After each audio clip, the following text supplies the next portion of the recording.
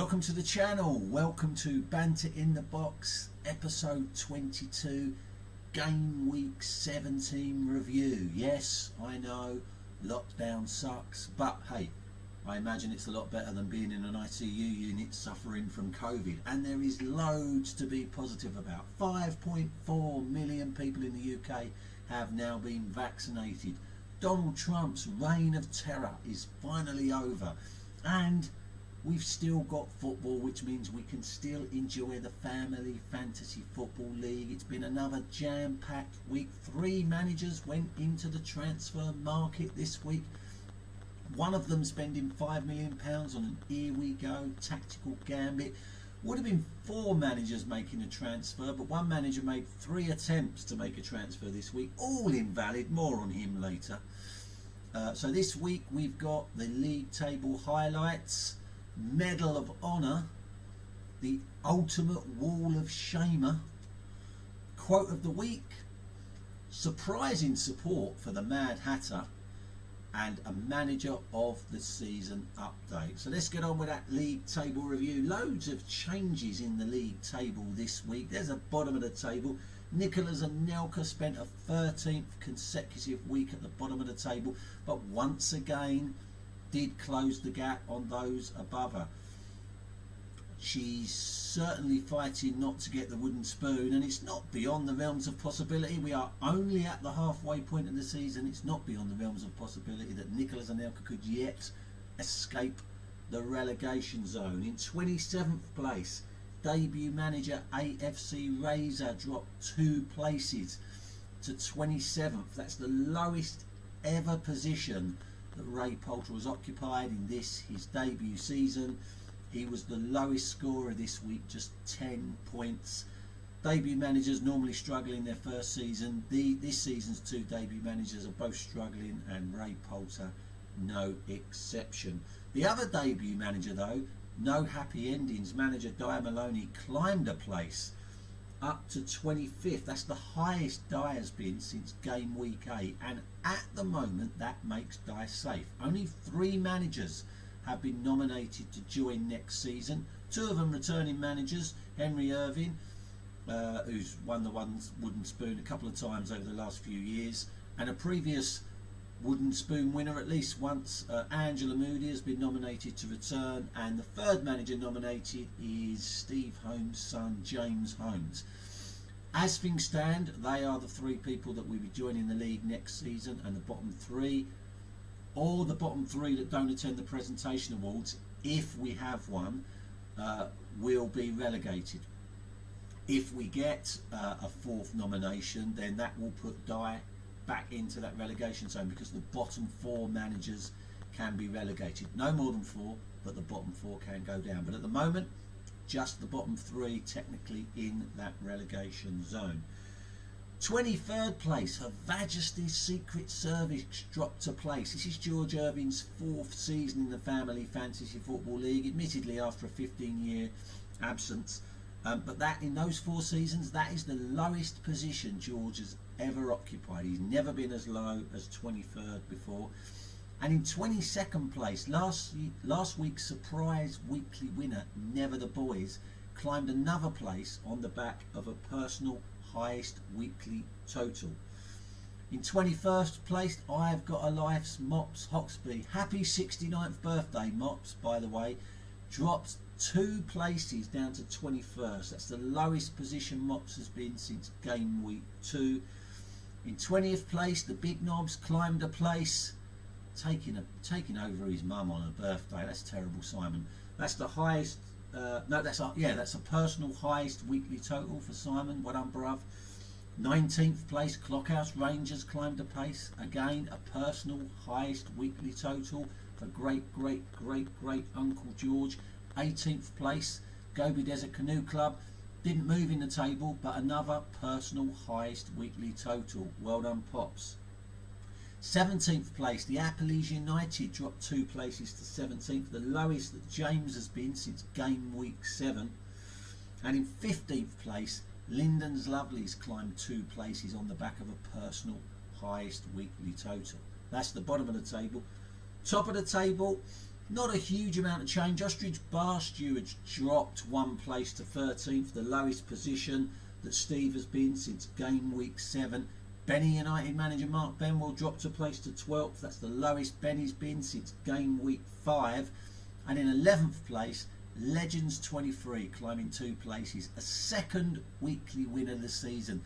They only missed out on the highest weekly total by 2 points, a massive 92 points for Nicky Saunders. That's the obviously second weekly win of the season, a personal highest weekly total for Nicky, and the highest position Nicky's been in since game week 2. No movement in the top 10. Grease Lightning spends a 17th consecutive week at the top.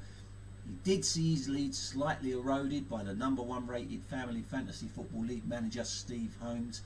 Alexis' gap is now just 147 points, but we are only at the halfway stage of the season. Who knows?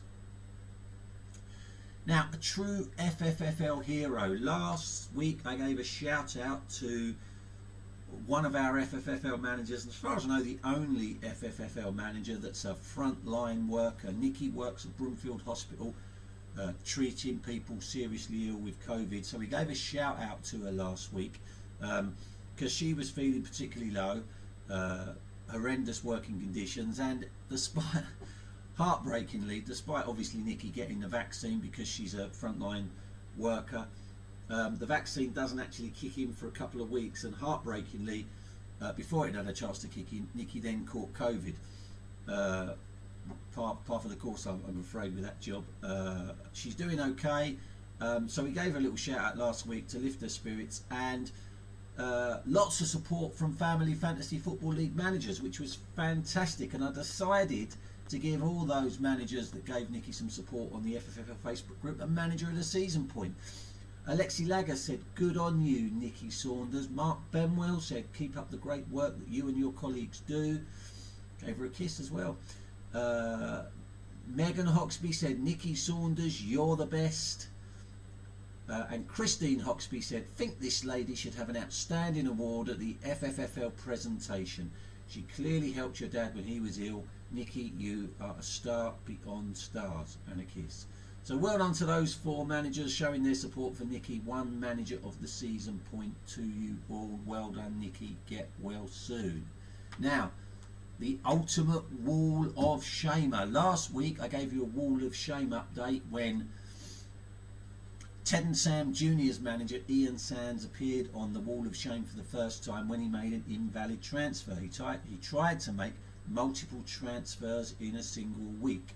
Well, this week he had another go. Believe me, I'm not making it up. His first transfer was to transfer out a defender and replace him with a midfielder. Now, not strictly illegal, but it is if it leaves your formation 2-6-2. Transfer void. He came back. Wanted to transfer out Emerick Laporte for Justin of Leicester. Knowing Justin of Leicester has already been selected by 2 other managers, he said, "I would like to play an Oyes Mind tactical gambit." Again, not illegal, but Oyes Mind tactical gambits cost £5 million of your transfer budget, and Ian Sands, who's been in the top half of the table all season long, didn't have £5 million available. Second transfer void, and then he came back again, trying to with the final transfer that would have left him with 2 players that were not from his nominated club. Transfer void. I'm not making this up. 3, I thought he was winding me up, to be honest. 3 invalid transfers in a single week. The ultimate wall of shamer. Ian Sands manager, Ted and Sam Junior's manager Ian Sands, and there he is having a rest after he heard that his third attempt to make a transfer was invalid, completely worn out by ill. He actually sent me a message saying he gives up. Hopefully he hasn't given up, because he's still riding quite high in the table.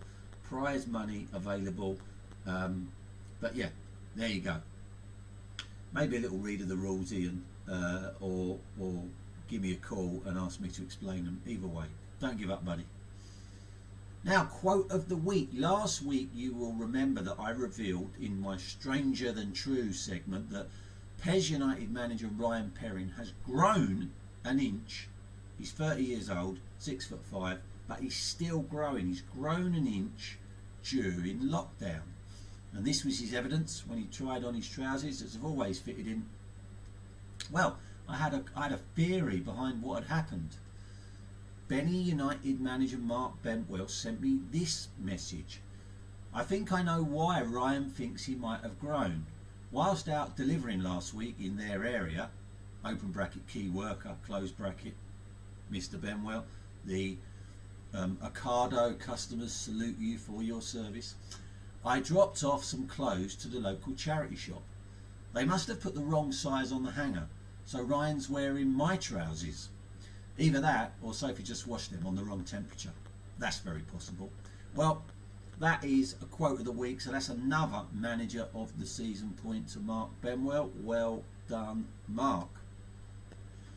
Surprising support for the Mad Hatter. Now, earlier on in the season, the Creed Bratton Society manager, the Mad Hatter, suggested that Alexi Lagos was in breach of the Code of Conduct rule by running a second team in his own name, Megan Hoxley-Chamberlain's team. This was on the back of, well, it was either on the back of Megan Hoxby doing unusually well this season, or maybe it was just desperation trying to get Alexi kicked out because he was so far top of the table. Anyway, this was far earlier in the season.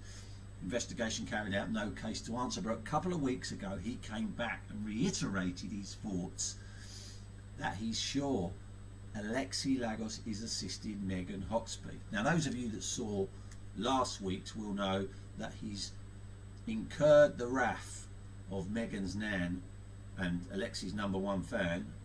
I've got a life manager, Mops Hoxby, who's got the Mad Hatter firmly in her sights. But it seems that the Mad Hatter has got some support in his assertion that Alexi Lagos is assisting Megan Hoxby in clear breach of the Code of Conduct rule.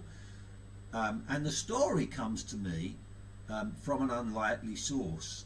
And there's a little, this is quite shameful actually. Lyndon's Lovely's manager Joe Hoxby is so desperate to win the manager of the season that she said to me she would give me some information in exchange for a manager of the season point. Absolutely shocking. I kid you not, but she did it.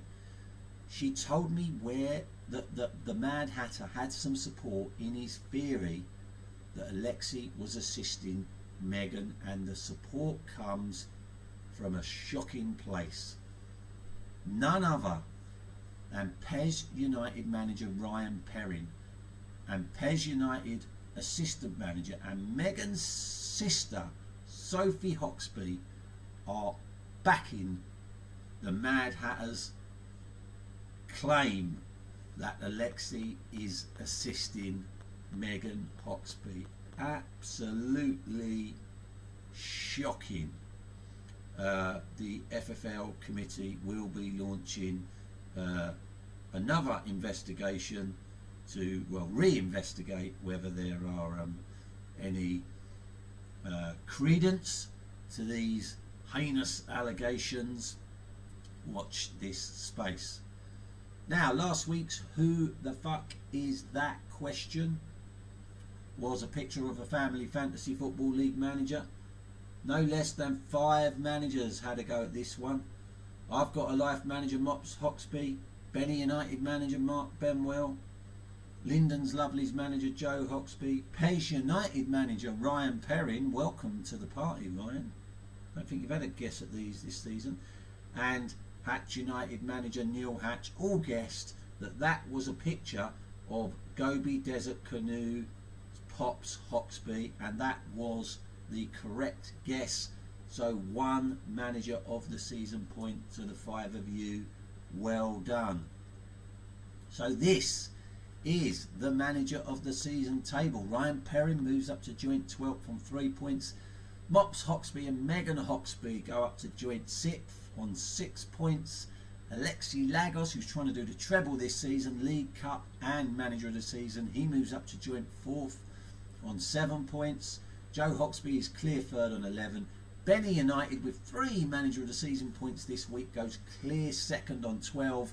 But Hatch United manager Neil Hatch is still out on top, 2 points clear on 14 points.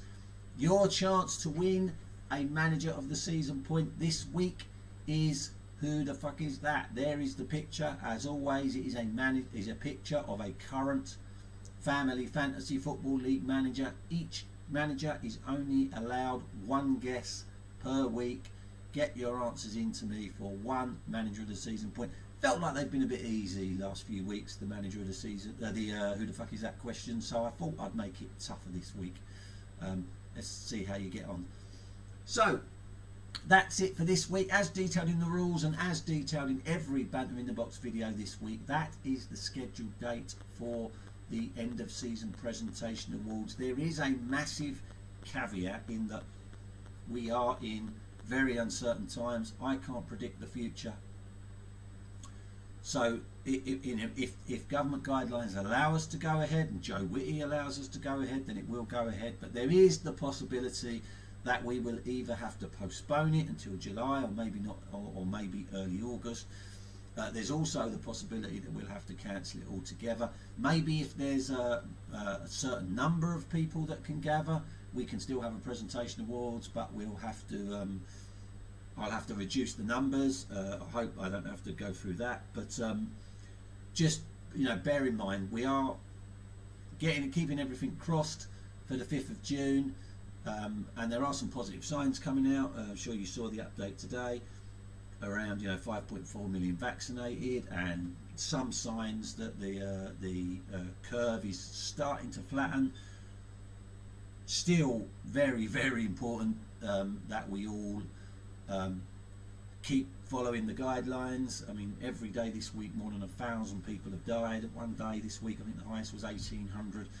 The figures now are still far worse than they ever were at the peak of the first lockdown, but you know, fingers crossed, if we all keep doing the right thing, then we may have a chance. But just bear that in mind, that you know, if the guidelines don't allow us to have a presentation awards on the 5th of June, then we will either postpone it till later on, or if there's going to be no chance of having it before the new season starts, then we may have to cancel it altogether.